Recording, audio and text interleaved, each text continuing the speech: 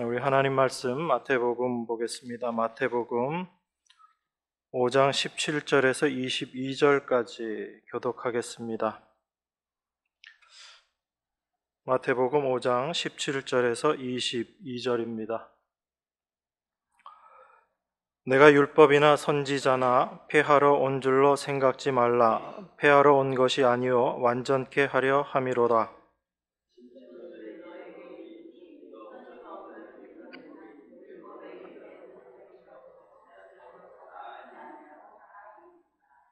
그러므로 누구든지 이 계명 중에 지극히 작은 것 하나라도 버리고 또 그같이 사람을 가르치는 자는 천국에서 지극히 작다 일컬음을 받을 것이요 누구든지 이를 행하며 가르치는 자는 천국에서 크다 일컬음을 받으리라.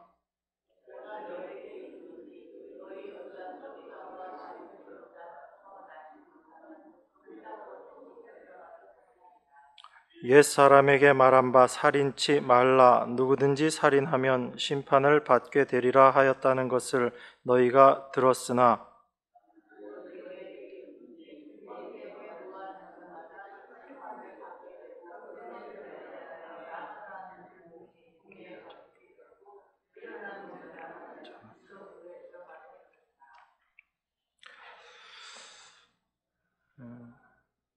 제가 늘 말씀드리지만 이 산상수훈의 말씀은 우리에게 어떤 행위를 요구하고 있는 그런 말씀은 아닙니다.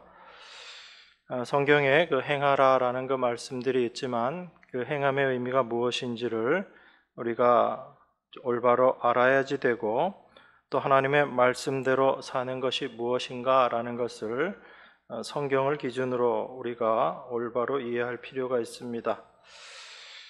우리는 특별히 인간이라는 존재 자체는 하나님의 말씀을 지킬 수 없는 그런 존재다라는 것이 성경이 말씀하고 있는 것입니다. 우리는 이 하나님의 말씀 앞에서 우리 인간이라는 존재가 얼마나 무능한 존재인가라는 것을 확실하게 확인해야지 되는 것이고 또한 그러한 무능할 뿐 아니라 하나님 앞에서 어떠한 죄인인지 그것을 올바로 깨닫는 것, 이것이 하나님께서 우리에게 말씀을 주신 목적 중에 하나다라는 것을 생각해야지 됩니다. 그래서 우리가 말씀을 보면서 제일 중요한 것은 우리가 이 말씀을 어떻게 지킬 것인가 라는 것보다는 이 말씀 앞에서 내 자신이 어떤 존재인가를 아는 것이 더욱더 중요합니다. 그런데 인간이 선악과를 따먹고 나서 자기가 하나님처럼 되어버리고 난 후에 어떤 모습이 우리에게 생겼는가 하면 이 하나님의 말씀을 대하면 내가 이것을 지켜서 다 이루어내겠다라는 그런 마음이 앞서는 것입니다. 그래서 여러분들이 특별히 마태복음에 나와 있는 이 산상수훈의 말씀을 보게 되면 참 좋은 말씀들이거든요. 그죠? 여러분 다 읽어보셨죠? 이거 읽어보시면 참 좋은 말들이 많고 이 세상을 살아가는데도 굉장히 유익할 것 같은 말씀들이 많이 있습니다. 그래서 이 말씀들을 이 세상을 살아갈 때 잘 지키면 내가 이 세상에서 참 사람 대접받고 그렇게 살 수 있겠구나 그런 생각이 듭니다. 그래서 이 말씀을 보면서 일단 지켜봐야지 그런 생각을 하게 되는 것이 우리 안에서 자연스럽게 나오는 그런 생각들입니다. 그래서 지난번 시간에 소금의 삶, 빛으로서의 삶을 사는 것이 무엇인가라는 것을 이야기할 때 많은 사람들이 이것을 어떤 윤리, 도덕적인 면으로 생각을 합니다. 그래서 이 세상에 도움이 되는 사람으로 살아야지 되고 이 세상의 어두운 것들을 밝히 비춰주는 그런 삶을 살아야지 된다라고 많이들 생각을 합니다. 우리가 그런 삶을 살지 않아야지 된다라는 것이 아니죠. 우린 당연히 그런 삶을 살아야지 됩니다. 이 세상에 유익함이 있도록 우리들의 삶을 살아야지 되죠. 그런데 중요한 것은 무엇인가 하면 성경이 그러한 삶을 우리에게 요구하고 있는가라는 것입니다. 성경이 우리에게 어떤 윤리, 도덕적인 삶을 요구하고 있는가, 그것을 우리가 먼저 파악을 해야지 되는 것입니다. 그래서 윤리, 도덕적인 삶이 나쁘다라는 것이 아니라 그것도 귀하고 좋은 것이지만 성경이 그것을 이야기하고 그러한 삶을 사는 것을 하나님 백성들의 삶이고 생명의 삶이다라고 이야기하는지를 우리가 먼저 분별할 수 있어야지 되는 것입니다. 오늘 말씀 읽어보면 만만치 않습니다, 여러분. 그죠? 17절부터 제가 읽겠습니다. 내가 율법이나 선지자나 폐하러 온 줄로 생각지 말라. 폐하러 온 것이 아니요 완전케 하려 함이로라. 진실로 너희에게 이르노니 천지가 없어지기 전에는 율법의 1.1획이라도 반드시 없어지지 아니하고 다 이루리라. 그러므로 누구든지 이 계명 중에 지극히 작은 것 하나라도 버리고 또 그같이 사람을 가르치는 자는 천국에서 지극히 작다 일컬음을 받을 것이요. 쉽지 않죠, 그죠? 여러분 어떻게 하시겠어요? 예수님께서 말씀하시잖아요. 내가 율법, 선지자 이런 거 폐하러 온 줄로 생각지 말아라. 율법만 얘기하는 것이 아니라 선지자까지 이야기합니다. 모세의 율법뿐만 아니라 선지자들이 말한 것, 구약 전체를 이야기하는 거죠. 그래서 일반적으로 구약 성경 전체를 표현할 때 율법과 선지자와 시편에 있는 말씀 이렇게 구약을 전체적인 의미로 이해하는데 이 율법이나 선지자, 이 구약 전체를 이야기하는 겁니다. 단순히 모세의 율법뿐만 아니라 전체를 말씀하고 있습니다. 그런데 예수님께서 이렇게 말씀하시는 거죠. 내가 율법이나 선지자나 폐하러 온 줄로 생각지 말아라. 폐하러 온 것이 아니요 완전케 하려 함이다라고 그렇게 이야기합니다. 그러시면서 진실로 너에게 이르노니 천지가 없어지기 전에는 율법의 1.1획이라도 반드시 없어지지 아니하고 다 이룰 것이다 이렇게 이야기합니다. 그래서 17절하고 18절만 읽으면 우리는 또 이렇게 생각할 수 있죠. 그래, 이거 예수님께서 그렇게 완성하실 것이야 라고 그렇게 생각하고 넘어갈 수 있습니다. 그런데 19절을 읽다 보니까 뭐라고 이야기하는가 하면 그러므로 누구든지 이 계명 중에 지극히 작은 것 하나라도 버리고 또 그같이 사람을 가르치는 자는 천국에서 지극히 작다 일컬음을 받을 것이다 이렇게 이야기합니다. 그러니까 예수님 말씀은 율법의 1.1획도 반드시 다 이루어져야지 된다라고 말씀하시고 거기에 덧붙여서 우리들에게 어떻게 말씀하시는가 하면 이 계명 중에 지극히 작은 것 하나도 절대 버리면 안 된다라고 이야기합니다. 그것 버리게 되면 천국에서 아주 지극히 작다 그런 일컬음을 받는 자가 될 것이다 라고 그렇게 말합니다. 그래서 이 말씀을 읽으면 한편 좀 두렵기도 하죠. 여러분들 표정은 뭐 전혀 안 두렵다라는 그런 표정이신데 그런데 이걸 율법으로 내가 행해야지 되는 말씀으로 여러분들이 이 말씀을 대하고 접하게 되면 이건 정말 두렵고 떨리는 말씀일 수밖에 없습니다. 근데 여러분들은 미리 결론을 갖고 계시잖아요. 이거 내가 지키는 게 아니라 예수님이 다 지켰어 라고 그렇게 생각을 하고 이 말씀을 보니까 이게 별로 감흥이 없는 겁니다. 살아계신 말씀이 아니라 그저 성경 말씀 정도로밖에 안 보여요. 안 보이죠. 특별히 이 산상수훈 볼 때 우리들의 마음이 더 그렇습니다. 이 말씀 지키라고 주신 것 아니지라는 생각을 먼저 가지고 말씀을 대하니까 진지하게 말씀을 못 보게 됩니다. 여러분, 우리는 이 말씀 속에서 예수님께서 무엇을 이야기하고자 하시는지를 분명하게 확인할 수 있어야지 됩니다. 예수님이 그냥 허투루 이런 말씀들을 하시는 건 아니죠. 당신이 다 지키실 것인데 우리에게 이렇게 이야기하는 정도 이런 의미가 아니라 우리는 이 말씀을 통해서 그 안에 있는 진의가 무엇인가라는 것을 좀 살펴보아야지 됩니다. 그리고 우리가 신앙생활 하면서 어떤 부분을 놓치고 실수하고 있는지를 확인해 볼 수 있어야지 됩니다. 오늘 19절에 보면 이 이야기가 있죠. 누구든지 이 계명 중에 지극히 작은 것 하나라도 버리고 또 그같이 사람을 가르치는 자는 천국에서 지극히 작다 일컬음을 받을 것이다 라고 그렇게 이야기합니다. 이 말씀에 대해서 우리가 오해할 수 있습니다. 이 말씀이 천국에 있는 큰 자, 작은 자를 구별하기 위해서 이 말씀을 하신 것이다, 이렇게 오해할 수 있습니다. 근데 이 말씀은 그런 것을 이야기하시기 위해서 하신 말씀은 아닙니다. 여러분, 우리가 나중에 천국 가게 되면 누구가 있을까요? 내가 일단 있어야죠, 그죠? 여러분 없으면 다 꽝입니다. 갔는데 내가 없어, 이거 말이 안 되는 거죠. 우리가 천국 갔는데 가면 나도 있고 옆에 계신 분들도 있고 우리 바울도 있고 베드로도 있고 다 있겠죠, 그죠? 그러면 그 다 다른 사람들이 거기에 있는 겁니다. 다 똑같은 사람이 있는 건 아니죠.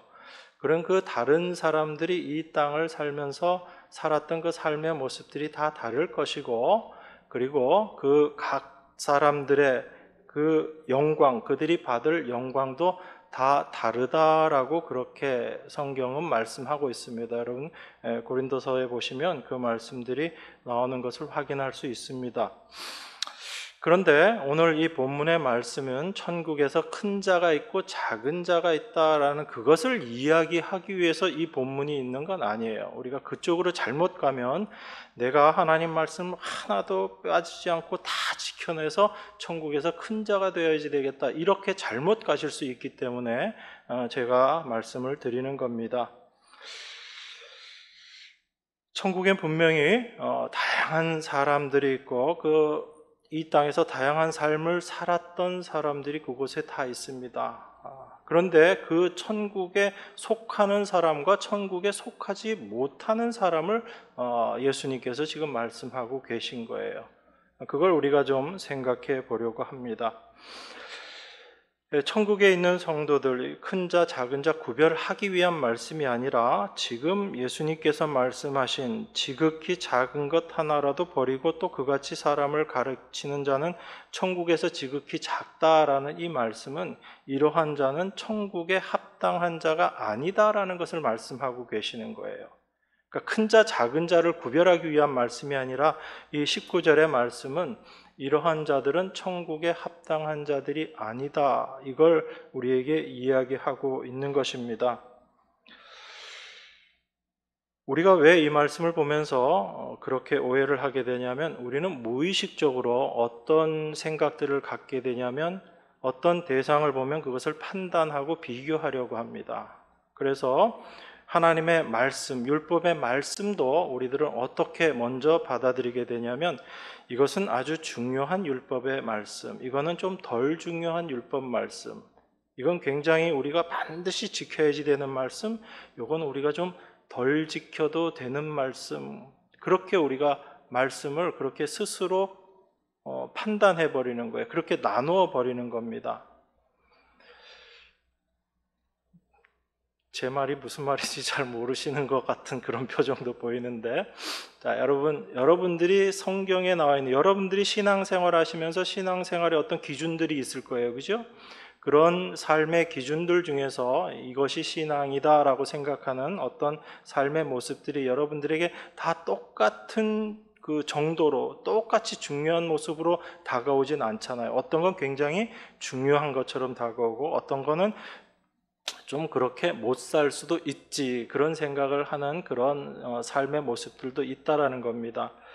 그래서 우리는 하나님의 말씀을 처음 대하면서도 어떤 생각이 있냐면, 이건 중요하고 귀중한 말씀, 그리고 이건 꼭 지켜야지 되는 것, 또 어떤 부분들은 이건 좀 지키지 않아도 되는 것, 이렇게 생각할 수 있습니다. 여러분, 21절, 22절 한번 볼까요? 좀 이따가 더 자세하게 설명을 드릴 텐데 지금 제가 드리는 말씀 이해를 위해서 미리 읽어봅니다. 옛사람에게 말한 바 살인치 말라, 누구든지 살인하면 심판을 받게 되리라 하였다는 것을 너희가 들었으나 나는 너희에게 이르노니 형제에게 노하는 자마다 심판을 받게 되며 형제를 대하여 라가라 하는 자는 공회에 잡히게 되고 미련한 놈이라 하는 자는 지옥불에 들어가게 되리라. 이렇게 예수님 말씀하셨죠. 여러분, 살인하는 게 있습니다. 살인하지 말라라는 계명이 있어요. 그리고 형제에게 노하지 말아라. 그리고 형제에게 라가라. 이 라가라라는 표현이 바보, 멍청이 그런 단어거든요. 그러니까 내 주변에 있는 사람들한테 이런 바보 같은 사람 이렇게 얘기하는 거죠. 그 다음에 미련한 사람이다라고 이야기하는 것. 이게 여러분 생각에 똑같은 정도의 중요성, 가치가 있나요? 아니면 이건 좀 덜하네 이런 생각이 드나요? 살인하지 말라라는 것과 옆에 있는 사람한테 이런 미련한 사람, 이런 말 하지 말아라라는 이 두 가지 내용이 여러분들에게 똑같이 다가와요? 아니면 뭔가 좀 다른 것처럼, 하나는 중요하고 하나는 중요하지 않은 것처럼 그렇게 다가오나요? 그죠? 똑같이 우리에게 다가오지 않는다고요. 그게 우리가 자연스럽게 하나님의 말씀을 그렇게 받아들이고 있는 거예요. 이게 왜 그러냐면 우리 안에 있는 죄성 때문에 그런 겁니다. 그런데 예수님은 뭐라고 말씀하시는가 하면 옛사람에게 말한 바 살인치 말라 누구든지 살인하면 심판을 받게 되리라 하였던 것을 너희가 들었으나 나는 이렇게 이야기할 거야. 어떻게요? 형제에게 노하는 자 심판받게 될 거고, 그 다음에 미련한 놈이다 라고 이야기하는 사람은 지옥불에 들어가게 될 거야 라고 예수님이 말씀하시는 겁니다. 지금 예수님의 이 말씀은 살인하는 것이나 형제에게 노하는 것, 형제에게 바보, 미련한 자라고 말하는 것이 똑같다는 얘기예요, 다르다는 얘기예요? 똑같다는 이야기입니다. 예수님은 그렇게 보신다는 얘기예요. 그리고 성경은 그렇게 이야기하고 있다라는 겁니다. 그런데 우린 그렇게 생각하고 그렇게 이해 안 하잖아요. 그러다 보니까 말씀을 보면서도 자꾸 놓치게 되는 것들이 생기는 겁니다. 계명 중에 큰 계명, 작은 계명이라는 것 자체가 성경에서는 구별되지 않습니다. 그래서 신명기 27장에서 이렇게 이야기하죠. 율법의 내용들을 이렇게 쭉 이야기하면서 이 율법의 말씀을 실행하지 아니하는 자는 저주를 받을 것이라 이렇게 이야기합니다. 그러니까 그 율법의 말씀을 하나라도 올바로 지키지 않게 되면 저주받게 된다는 얘기죠. 야고보 사도가 이 말을 인용하면서 누구든지 온 율법을 지키다가 어떻게 해요? 그 하나를 범하면 어떻게 된대요? 지금까지 지켰던 거 남아있대요? 아니면 다 꽝된대요? 내가 지금까지 99가지, 100가지 중에 99가지를 지켰는데 한 가지를 못 지키면 99가지 지킨 게 다 도루묵이 된다고요. 꽝 된다고요. 다 범한 게 된다라고 이야기합니다. 이게 율법이거든요. 그러니까 우리가 생각하는 아주 사소한 것 하나라도 우리가 놓치게 되고 그것을 지키지 못하면 우리는 전체적으로 율법을 지키지 않은 자가 되는 것이고 우리가 심판을 받을 수밖에 없다라는 것입니다. 이게 성경이 우리에게 말씀하고 있는 거예요. 근데 우리는 어떻게 생각하냐면 성경을 보면서도 이건 중한 말씀, 이건 경한 말씀, 이건 내가 지킬 수 있는 말씀, 이건 내가 지킬 수 없는 말씀 이렇게 구별하고 내가 지킬 수 있는 말씀은 애써서 지켜보려고 합니다. 말씀 지키겠다고 노력하는 게 잘못된 건 아니죠. 그런데 중요한 건 뭐냐면 내가 말씀을 지키려고 하는 그 마음 속에 내가 어떤 존재인지를 놓친다는 겁니다. 말씀 지키려고 하고 말씀대로 살려고 하는 게 나쁜 건 아닌데 그런데 그렇게 살려고 하다 보면 내가 어떤 존재인지를 놓쳐버리게 돼요. 내가 말씀 지킬 수 있는 존재다라는 쪽으로 스스로를 잘못 판단하게 된다는 겁니다. 자기 자신이 어떤 존재인지에 대해서 오해해버리면 그 다음부터 삶이라는 것은 그 사람의 삶은 그 오해를 바탕으로 해서 되어지는 삶이기 때문에 전체가 문제가 될 수 있다는 거예요.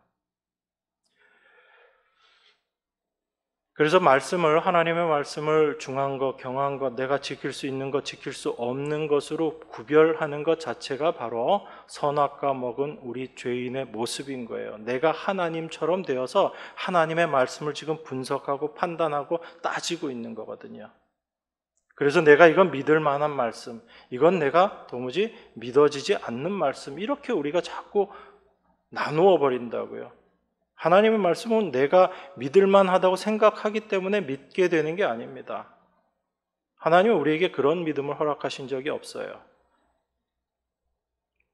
그건 우리가 그 믿음을 받았다라고 하면서도 그 믿음을 의지하지 않고 내 생각으로 하나님의 말씀 앞에 자꾸 나아가기 때문에 우리가 말씀을 그렇게 파악하고 분석하려고 하는 것입니다.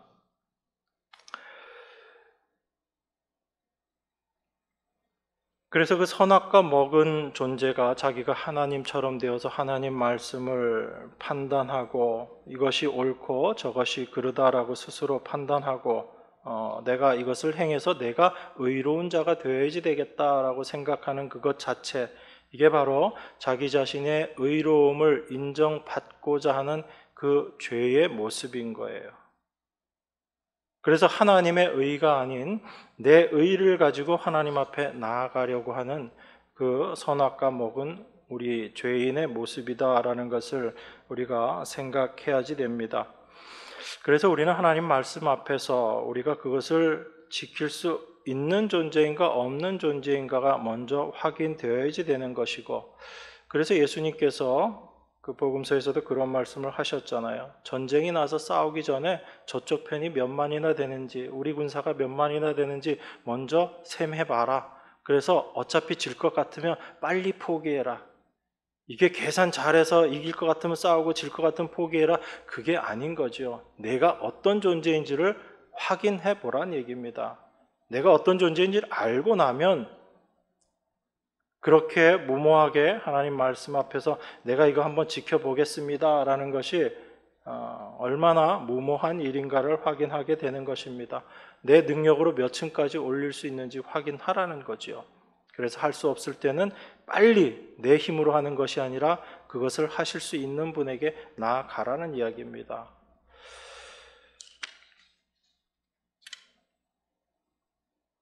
19절 말씀 다시 봅니다. 그러므로 누구든지 이 계명 중에 지극히 작은 것 하나라도 버리고 또 그같이 사람을 가르치는 자는 천국에서 지극히 작다 일컬음을 받을 것이요 누구든지 이를 행하며 가르치는 자는 천국에서 크다 일컬음을 받으리라.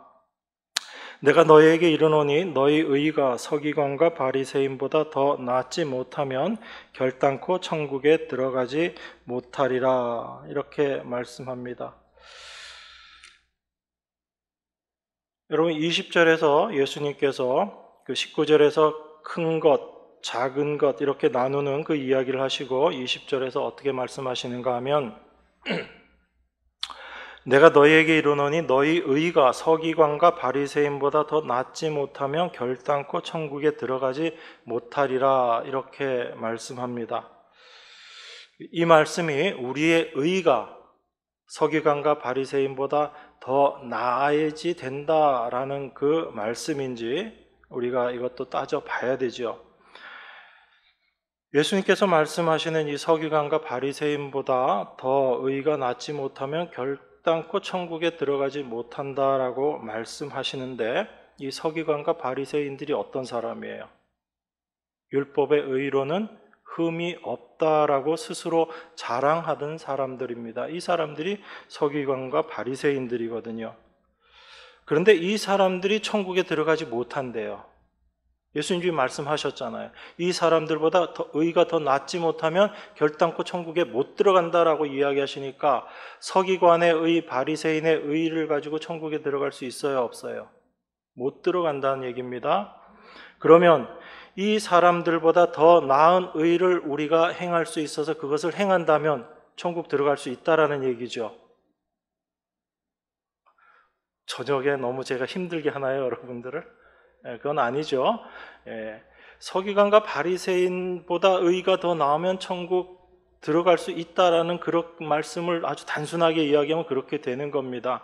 그러면 이렇게 생각해 보세요. 만약에 서기관과 바리새인보다 더 나은 의를 행하는 사람이 있어서 그 사람이 천국에 들어갈 수 있다라고 하면 예수님께서 이 땅에 오실 이유가 있을까요, 없을까요? 없지요.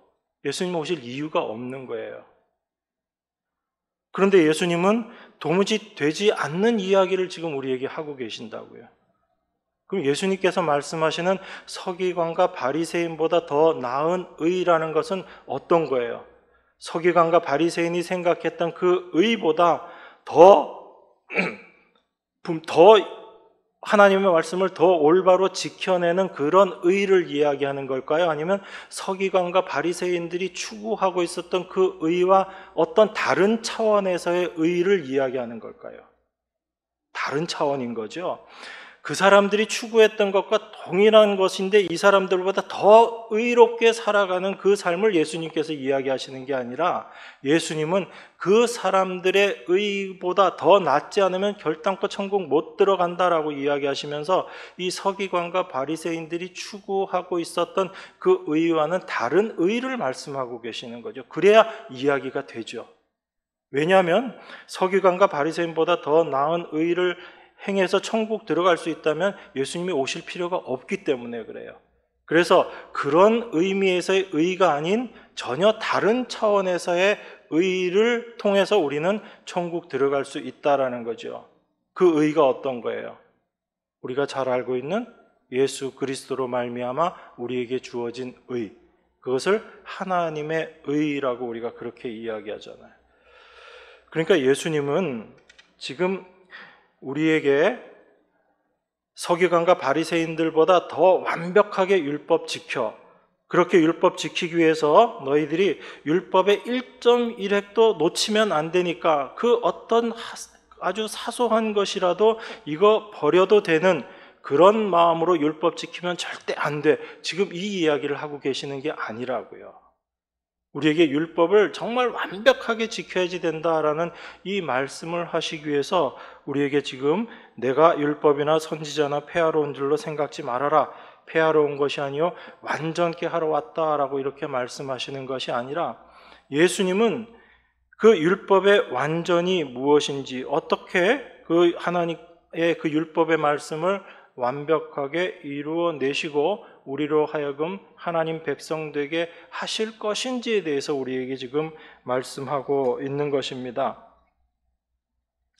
그래서 예수님께서 말씀하시는 그 의가 무엇인지를 우리가 올바로 이해하게 될 때 천국에서의 지극히 작은 것, 이거 버리는 이런 자들, 천국에서 작다 일컬음을 받는 자들, 그 자들이 어떠한 자인가, 거기에 대한 것들이 더욱더 분명해지는 것입니다.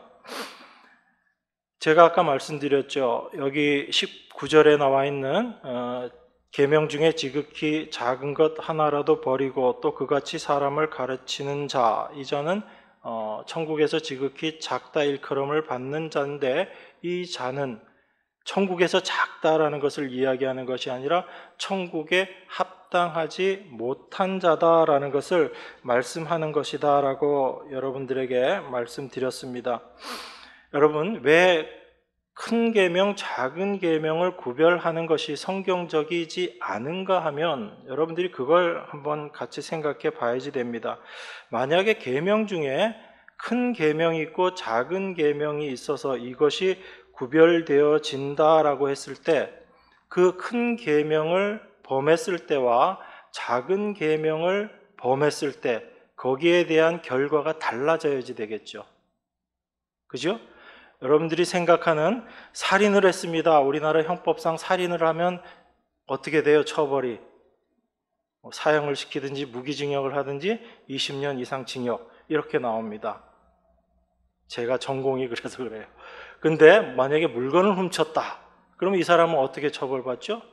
아무리 처벌 많이 받아도 몇 년 정도, 그 다음에 벌금 얼마 이렇게밖에 안 됩니다. 처벌이 다르거든요. 행한 거에 대한 결과가 다릅니다. 이게 중한 것과 경한 것을 구별했을 때 나오는 결과예요. 그런데 하나님의 말씀은 우리가 아까 살펴봤듯이 어떤 말씀을 범하더라도, 우리가 생각하기에 아무리 사소한 것, 도둑질하지 말아라라는 그 말씀이라 할지라도 그 말씀을 범함으로 말미암아 결과가 어떻게 되는 거예요? 하나님 말씀을 다 지키지 않고 율법을 다 범한 것이고 심판을 받는 모습으로 동일하게 간다고요. 그래서 하나님의 말씀은 우리가 경한 것, 중한 것 이렇게 나누는 그것이 아니다라는 겁니다. 그런데 예수님께서 왜 지극히 작은 것 이렇게 이야기하시는가 하면, 하나님의 말씀을 그렇게 이해하고 지극히 작은 것은 내가 지키지 않고 그러면 큰 것은 내가 지킨다라는 그 생각을 이야기하는 거죠. 바로 이런 사람이 천국에 합당하지 않은 자라는 이야기예요. 중한 것과 경한 것, 내가 지킬 수 있는 것과 지킬 수 없는 것을 구별하고 내가 지킬 수 없는 것은 내버려 두고 내가 지킬 수 있는 것은 지키겠다라고 생각하는 이 생각이 바로 천국 백성에게는 합당하지 않은 생각인 것이고, 그런 생각을 가지고 있다면 그 생각 자체가 바로 선악과 먹고 여전히 내가 하나님처럼 되어서 하나님의 말씀을 그렇게 구별하고 무엇이 옳고 무엇이 그르고 무엇이 크고 무엇이 작고 내가 하나님이 되어서 하나님의 말씀을 그렇게 구별하고 있는 그 죄인의 모습이라는 겁니다. 그 죄인은 절대 천국에 합당한 자가 아니다라는 이야기죠. 그래서 예수님께서 말씀하신 지극히 작은 것 하나 버리고 그같이 사람 가르치는 자, 이 자는 천국에서 지극히 작다 일컬음을 받을 자다라는 이야기는 천국에 가면 이런 아주 지극히 작은 자가 있다라는 이야기가 아니라 이런 사람은 천국에 합당한 백성이 아니다라는 거예요. 그러면 천국에는 어떤 사람만 있는 거예요? 내 힘으로 가는 것이 아니기 때문에 천국엔 어떤 자만 있냐면 크다 일컬음을 받는 자들만 있는 거예요. 그 크신 일을 이루신 분이 누구시냐면 바로 우리 주님이시기 때문에 그래요.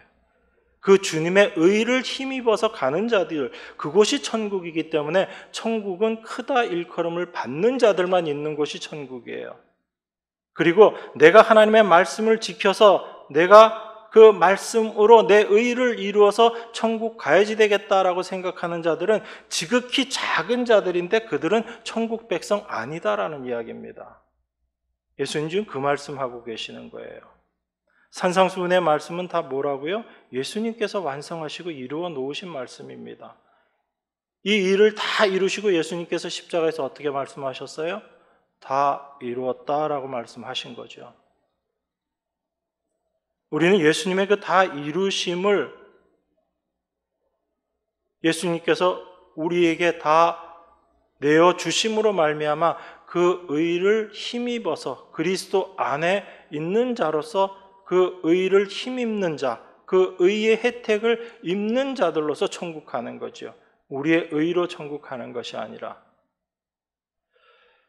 그래서 예수님은 지금 이 말씀을 통해서 내가 율법을 다 완전케 하고 율법의 1.1획도 절대 없어지지 않을 것이고 너희들이 아주 작은 것, 하찮은 것 이런 거 하나도 내버리면 안 된다라고 표면적으로는 이야기하시지만 실제 예수님의 의도는 너희가 너희 힘으로 하나님의 말씀을 지켜서 천국 갈 수 있다라고 생각한다면 그 생각은 천국과는 전혀 상관없는 생각이다라는 것을 지금 우리에게 말씀하고 계시는 거예요.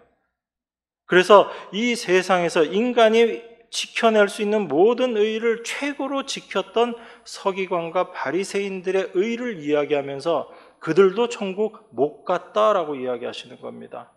그들보다 더 낫지 못하면 결단코 천국에 들어가지 못한다라는 겁니다. 그래서 그들보다 더 나은 율법 지킴을 통해서 천국 가는 것이 아니라 이들이 추구했던, 이들이 만들어내려고 했던 그 의와는 전혀 다른 의로 말미암아 우리가 하나님 백성 되는 것이다. 그걸 우리에게 이야기하고 있는 거죠. 그래서 예수님께서 완성하신 그 의가 무엇인지를 아는 사람들은 예수님을 바라보고 내 자신을 바라보는 시각이 달라지는 것입니다. 내 힘으로는 도무지 하나님 백성 될 수 없음을 아는 자들은 자기 자신을 다 내려놓게 돼요. 자기 자신을 의지하고 나에 대해서 기대를 했던 것, 자기 자신에 대한 것들을 내려놓게 되고 오직 주님만을 바라보는 그런 자로 나아가게 되는 겁니다. 그 주님께서 어떻게 율법을 온전히 완성하셨는가 그 부분들을 좀 생각해 보겠습니다. 예수님께서 이렇게 말씀하셨죠. 내가 율법이나 선지자나 폐하러 온 줄로 생각지 말라. 폐하러 온 것이 아니고 완전케 하려 함이다라고 이야기합니다. 그리고 율법의 1.1획도 버리지 않으시고 다 이루시겠다라고 말씀하셨어요. 예수님께서 이렇게 율법을 완성시키시고 율법을 다 이루시겠다라는 이 말씀의 의미는 예수님께서 율법의 구절을 하나하나 다 지켜서 그렇게 율법을 완성시켰다라는 그 의미하고는 조금 다릅니다. 왜냐하면 예수님께서도 우리 복음서에 보면 안식일을 지키지 않은 모습들도 있고 또 죄인들과 같이 어울리고 같이 식사하시는 내용들도 나오고 또 어떤 정결례와 관련해서는 손 씻지도 않고 음식 드시고 그런 모습들도 나오거든요. 그러니까 우리가 이 말씀을 보면서 구절 하나하나를 예수님께서 다 지키셨다라고 그렇게 보기보다는 예수님이 말씀하시는 율법 지킨 그것이 어떻게 완성되는 것이고 어떻게 우리에게 예수님께서 그 율법을 다 완성하시고 우리를 그 완성된 율법 안에 말씀 안에 거하게 하시는가를 올바로 이해하는 것이 필요하다고 봅니다. 여러분 마태복음 22장에 있는 말씀 제가 읽겠습니다. 35절부터 읽겠습니다. 그 중에 한 율법사가 예수를 시험하여 묻되 선생님 율법 중에서 어느 계명이 크니이까? 예수께서 이르시되 내 마음을 다하고 목숨을 다하고 뜻을 다하여 주 너의 하나님을 사랑하라 하셨으니 이것이 크고 첫째 되는 계명이요 둘째도 그와 같으니 내 이웃을 내 자신같이 사랑하라 하셨으니 이 두 계명이 온 율법과 선지자의 강령이니라. 예수님이 율법과 선지자의 율법이나 선지자 폐하러 온 것 아니다라고 말씀하셨는데 율법과 선지자의 강령, 가장 중요한 뼈대, 줄기라는 이야기죠. 그런데 그 율법과 선지자의 가장 중요한 내용, 율법과 선지자를 딱 뭉쳐놓으면 어떻게 표현할 수 있냐면 하나님을 사랑하는 것, 그리고 내 이웃을 내 몸과 같이 사랑하는 것, 이 두 가지로 축약이 된다. 이 두 가지가 율법과 선지자의 강령이다. 이 율법과 선지자를 총괄해서 이 두 가지로 이야기할 수 있다. 그렇게 예수님께서 말씀하신 것입니다. 그러니까 우리가 율법을 지키고 그 율법을 완성시킨다라는 것은 하나님을 마음을 다하고 목숨을 다하고 뜻을 다해서 하나님을 사랑하는 것과 그리고 또 내 이웃을 내 자신, 내 몸과 같이 사랑하는 것, 이것이 율법을 완전히 지키는 것이다 라고 볼 수 있습니다. 그래서 예수님께서 십자가에 달리시기 전에 기도하시면서 그 기도를 하신 거예요. 아버지, 내 뜻대로 내 원대로 마옵시고 아버지의 원대로 되기를 원합니다 라고 그렇게 기도하시는 장면이 나옵니다. 그것은 바로 예수님께서 당신의 뜻, 당신의 목숨을 이제 내어놓지만 그 뜻조차도 내 뜻이 아니요 아버지의 뜻 안에서 그 모든 것들이 이루어지기를 원하는 그 마음으로, 이것은 하나님을 사랑하는 예수 그리스도 그 마음이 온전히 드러나고 있는 거죠. 그 하나님의 말씀을 다 지켜 이루어내시기 위해서 예수님께서 그렇게 기도하시는 것을 우리가 생각해 볼 수 있습니다. 그렇게 예수님께서 십자가에 달려 죽으심으로 말미암아 하나님의 사랑을 예수님께서 나타내신 거죠. 하나님에 대한 예수님의 사랑을 통해서 그 하나님의 말씀대로 예수님께서 이 땅에서 다 이루어내심으로 말미암아 하나님의 사랑을 예수님께서 증거하셨어요. 그런데 그 하나님의 사랑의 내용이 무엇인가 하면 바로 당신의 백성들을 구원하시는 그 일이었죠. 그래서 예수님께서 십자가에 달려 죽으심으로 말미암아 우리가 다 그 은혜로 구원함을 받게 된 것입니다. 그래서 요한복음 15장에서는 15장 13절에서는 이렇게 말합니다. 사람이 친구를 위하여 자기 목숨을 버리면 이에서 더 큰 사랑이 없다라고 이야기하는 거예요. 그러니까 예수님의 그 십자가에 달려 죽으심이 바로 친구, 예수님의 이웃, 바로 하나님 백성들을 위해서 자기 목숨을 버리신 것인데 이것이 바로 아주 큰 사랑, 이것보다 더 큰 사랑이 있을 수 없다. 하나님에 대한 사랑이 아닌 이 사람들과의 사랑에서 이것이 가장 큰 사랑이다라고 그렇게 증거하고 있는 것입니다. 그래서 그 십자가를 통해서 예수님께서 하나님의 사랑과 그리고 이웃을 내 몸처럼 사랑하는 그것을 다 이루어내신 거죠. 이게 예수님께서 율법을 완전케 하신 거죠. 그 율법의 1.1획도 버리지 않으시고 예수님께서 그것을 온전히 지켜내셨다라는 것입니다. 그래서 이 예수님의 말씀, 예수님의 온전케 하심으로 말미암아 우리가 이제 하나님의 자녀가 되는 이 은혜를 입은 거죠. 우리가 하나님 백성 된 것입니다. 그렇기 때문에 19절에서 하나님의 계명을 작은 것, 큰 것 이렇게 구별하고 큰 건 내가 지켜야지 되겠다라고 생각하는 이 생각을 가지고 있다면 이 사람은 하나님의 은혜가 무엇인지를 모르는 사람인 것이고, 그렇기 때문에 이 사람은 천국에 합당하지 않은 자다라고 제가 감히 말씀을 드리는 거예요. 우리 안에 만약 이런 생각들이 올라온다면 그것은 내가 지금 하나님의 말씀에 붙잡혀 있지 않고 하나님을 바라보지 않고 내 자신을 바라보고 있는 증거다라는 것을 여러분들이 확인하시면 되는 겁니다. 그런데 우리는 끊임없이 그 유혹에 노출되어 있어요. 하나님 말씀을 볼 때마다 이 말씀을 지켜야지 된다라는 생각이 우리는 항상 앞서거든요. 그래서 여러분들이 언제가 가장 힘들어요? 내가 하나님 말씀처럼 살지 못했네. 내가 오늘은 아침에 나오면서 이 결심을 하고 나왔는데 그 결심대로 오늘 하루를 살지 못했네. 늘 그렇게 우리 자신을 판단하고 하루의 삶을 그렇게 마무리하잖아요. 하나님도 우리를 그렇게 바라보지 않는데 우리가 우리 자신을 자꾸 그렇게 바라보면서 좌절하고 실망하고 염려하고 근심하고 그 모습으로 살아가고 있는 것은 하나님의 보시기에 아름다운 삶이 아니다라는 것을 여러분들이 기억하셔야지 됩니다. 그래서 제가 아까 말씀드렸던 이 크고 작은 것을 구별하는 것을 예수님은 전혀 구별하지 않으신다고요.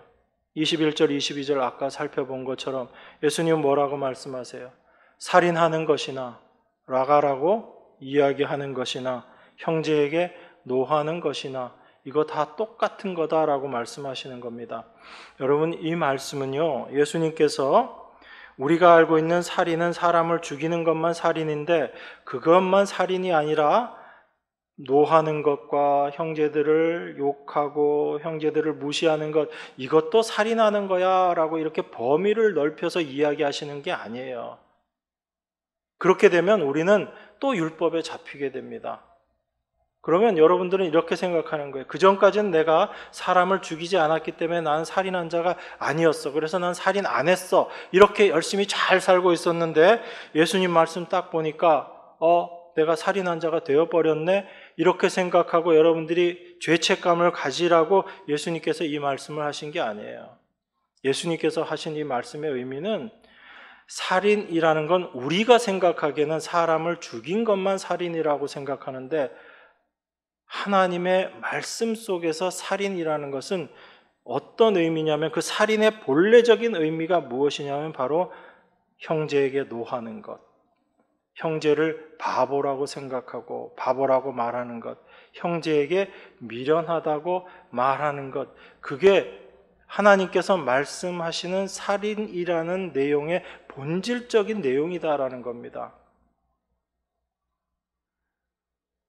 그래서 창세기에 보면 제일 처음 살인 사건이 벌어지게 되는데 그 살인 사건 기억하시죠?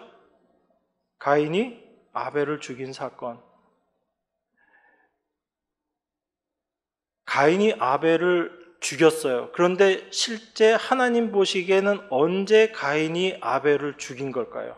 우리가 생각할 때는 가인이 아벨을 쳐서 그 피를 흘림으로 말미암아 죽게 되었을 때 우리는 살인했구나, 가인이 아벨을 죽였구나라고 그렇게 생각하는데 지금 하나님의 말씀을 통해서 보니까 가인은 언제 아벨을 죽인 거예요? 가인과 아벨이 하나님에게 제사를 드립니다. 그런데 그 아벨의 제사는 하나님께서 받으시고 가인의 제사는 하나님 받지 않으세요. 그렇게 했을 때 가인이 아벨에 대해서 분노하는 마음을 갖게 됩니다. 그때 이미 하나님의 보시기에는 살인이라고 하나님께서는 단정하시고 보신다는 얘기예요. 왜 그럴까요, 여러분? 그냥 미워하는 것도 살인이기 때문에 그 미워하는 시점부터 하나님은 살인이야 이렇게 규정하시는 게 아니죠. 왜냐하면 그 분노하고 형제에게 노하고 하는 그 이면에 어떤 것이 있냐면 바로 하나님에 대한 원망이 있기 때문에 그래요. 아벨도 자기의 제사를 하나님께 드립니다. 가인도 자기가 열심히 일해서 만든 그 수확물을 가지고 하나님 앞에 제사를 드려요. 그런데 하나님께서 가인의 제사를 안 받아주시는 겁니다. 그럴 때 우리는 누구를 향해서 화를 내게 되냐면 아벨에 대해서 화를 내요. 아벨에 대해서 분노를 갖게 됩니다. 그래서 그 아벨을 쳐 죽이는 거죠. 그런데 그 아벨을 쳐 죽이는 이면에는 어떤 게 있는 거예요? 내 제사를 받아주지 않은 하나님에 대한 원망과 분노가 있는 거죠. 왜 하나님 앞에 분노가 생기고 왜 원망이 생기죠? 자, 여러분 하나님께 한 번도 나는 원망해 본 적이 없다. 마음속으로 손드세요. 언제 여러분들 하나님 앞에 원망이 나오고 마음에 불편함이 생기던가요? 내가 그래도 하나님께 이만큼은 했는데 왜 하나님은 나는 안 돌봐주시고 저 옆집 사람만 돌봐주시나? 나는 저 사람보다 더 열심히 하나님 섬기고 했는데 왜 우리 집은 늘 이 모양이고 저쪽은 그런 것 같지도 않은데 하나님이 잘 되게 해주시고, 그럼 그럴 때 마음에 어떤 불편함이 없으세요? 저보다 더 성숙하신 분들이신 것 같아요, 신앙적으로. 우리가 그런 마음이 드는 이유가 내가 행한 것들에 대한 그것을 하나님께서 인정해 주시지 않기 때문에 화가 나는 거거든요. 내가 이렇게 애썼는데 그거 인정 안 해주시는 거예요. 가인이 정말 열심히 하나님께 제사를 드렸는데 그 가인의 제사를 하나님께서 안 받으시는 거예요. 가인의 마음속에 뭐가 있는 거죠? 하나님, 왜 내가 한 일의 가치를 인정해 주시지 않습니까? 라는 그 마음이 가인 마음속에 있는 거죠. 그런데 그 마음이 어떻게 해서 생긴 거예요? 원래 인간이라는 존재는 하나님께서 주신 것들만 그것으로 그냥 누리면서 살면 되는 존재였어요. 내 스스로 무엇을 할 필요가 없었고 내가 무엇을 할 수 있는 존재가 될 필요가 없었던 게 원래 하나님이 피조하신, 창조하신 그 인간이었거든요. 근데 그 인간이 사탄의 거짓말에 속아서 내가 선악과 저거 아니야, 먹어도 안 죽어, 안 죽으니까 저 선악과 따먹어 라는 그 말을 듣고 그거 먹으면 너가 하나님처럼 될 거야 라는 그 말을 듣고 선악과를 따먹은 거잖아요. 그래서 스스로 선악을 판단하게 되고 내가 하는 일에 어떤 가치를 부여하게 되는 거예요. 내가 열심히 한 것, 내가 수고한 것, 내가 애써서 만들어낸 것. 그전에는 그런 게 있었어요, 없었어요? 하나님이 주신 것 마음껏 누리면서 살았을 때는 내가 무엇을 하고 내가 어떤 것을 이루어고 이게 없었던 거거든요. 그런데 선악과를 따먹고 나서 인간 안에 그게 생긴 겁니다. 내가 무언가를 했고 내가 한 것이 귀중한 것이고 이게 가치 있는 것이고 그런 생각들이 이 안에 자리 잡게 된 거죠. 그걸 성경은 죄다라고 이야기하는 겁니다. 내가 하나님처럼 되어서 선악을 판단하고 내 스스로 어떤 가치를 인정하려고 하는 것, 그게 죄인 거죠. 그래서 가인이 하나님, 내가 이렇게 열심히 했는데 하나님 왜 그거 안 받아주세요? 라는 그 생각, 그것이 바로 선악과 먹은 죄의 모습이 나타나는 그 죄인 거라고요. 그래서 그 죄의 모습이 바로 사망의 모습이고 사탄이 인간을 그렇게 타락시켜 버린 거죠. 그래서 지금 이 세상의 인간들은 하나님을 안 믿으려고 하잖아요. 하나님 없어도 내가 내 힘으로 얼마든지 가치 있는 삶 만들어낼 수 있고 의미 있는 세상 만들 수 있기 때문에 하나님 필요 없어라고 생각하는 것이 선악과 따먹은 이 세상의 모습이잖아요. 그런 사람들이 자기가 수고하고 애쓴 것 하나님이 무너뜨리면 화를 낼까요, 안 낼까요? 화가 나오죠. 분노가 나오죠. 내 앞에 그것을 무너뜨린 대상이 있으면 죽이려고 할 거예요. 그게 살인의 본래의 모습이다라는 겁니다. 사람을 죽이고 안 죽이고의 문제가 아니라 그 살인이 어떻게 우리 안에 자리 잡게 되었는가를 가인의 모습을 통해서 하나님께서 다 보여주신 거예요. 그래서 예수님께서 옛 사람들에게 말한 바 살인치 말라, 누구든지 살인하면 심판을 받게 되리라 하였다는 것 너희가 들었지? 그런데 실제 내용은 뭐다? 나는 너희들에게 이른다. 옛사람이 이야기한 것, 그 사탄에 잡혀있던 옛사람의 생각은 그것만을 살인이라고 생각하지만 새 사람 된 너희들 안에는 그 살인이 무엇인지 그 본질을 분명히 알게 되고 너희 자신이 어떤 존재인지를 분명히 알아라라는 겁니다. 그저 오늘 이 말씀을 보면서 노하면 이거는 살인한 거하고 똑같대. 그런데 내가 오늘도 살면서 화를 냈어. 그래서 내가 오늘도 살인했네. 하나님 말씀 못 지켰네. 그러면서 가슴 치고 그거 하지 말라는 얘기예요. 그 분노가 어떤 것인지를 분명히 알고 그 모습이 내 안에 바로 죄의 모습이라는 것을 알게 되면 그거 던져버리란 얘기예요. 거기 매이지 말라는 얘기예요. 그래서 옛사람은 이렇게 이야기했지만 나는 너희들에게 이렇게 이야기한다. 그 분노가 바로 옛사람의 사탄으로 말미암은 옛사람의 모습이다라는 것을 분명히 알라라는 얘기죠. 그런데 그 모든 것들을 예수님께서 십자가에서 다 속죄하시고 다 죄를 사해버리시고 구원하셨다는 얘기입니다. 그래서 내 자신이 무엇을 행해서 구원받음이 아니라 예수 그리스도께서 완전케 하심으로 말미암아 우리는 하나님 백성 되었다라는 것을 분명히 알고 그 믿음 가지고 살아가는 자들이 예수 그리스도의 말씀을 믿고 사는 자다라는 겁니다. 그래서 바울 사도가 그리스도 안에 있는 우리를 어떤 존재라고 이야기해요? 고린도후서 5장 17절에 보면 그런즉 누구든지 그리스도 안에 있으면 어떤 존재예요? 새로운 피조물이다라고 이야기합니다. 옛것은 어떻게 됐다고요? 지나갔어요. 옛것은 지나갔으니 보라. 뭘 보란 얘기예요? 새것된 나를 보란 얘기입니다. 그런데 왜 자꾸 옛사람의 생각, 옛사람의 모습에 우리가 매이냐고요? 거기에 매이게 되니까 새 사람 된 그리스도 안에 있는 나를 자꾸 못 보는 거예요. 그것이 가장 안타까운 것입니다. 우리는 예수 그리스도로 말미암아 그리스도 안에 있는 자입니다. 그리고 그 그리스도 안에 있는 자들은 예수님께서 율법을 완전히 이루신 그 완성하심 안에 있는 자들, 이들이 바로 하나님의 백성 여러분과 저인 거예요. 그 위치를 우리가 놓치면 안 됩니다. 내 안에서 어떤 생각들이 나오고 내 삶이 오늘 하루의 삶 속에서 내가 어떤 실수를 저질렀다 할지라도 거기에 여러분들이 매이시면 안 된다는 얘기예요. 왜냐하면 우리의 옛사람은 그런 모습으로 살 수밖에 없는 존재이기 때문에 그럽니다. 그것이 여러분 안에 분명하게 구별이 되고 분별이 되어야지 돼요. 거기에 매이지 마시고 옛사람의 생각, 옛사람의 느낌, 의지, 감정 여기에 여러분들 매이지 마시고 그리스도 안에 완성된 그 새로운 피조물로서의 내가 어떠한 존재인지를 여러분들이 말씀을 통해서 계속 확인받으셔야지 돼요.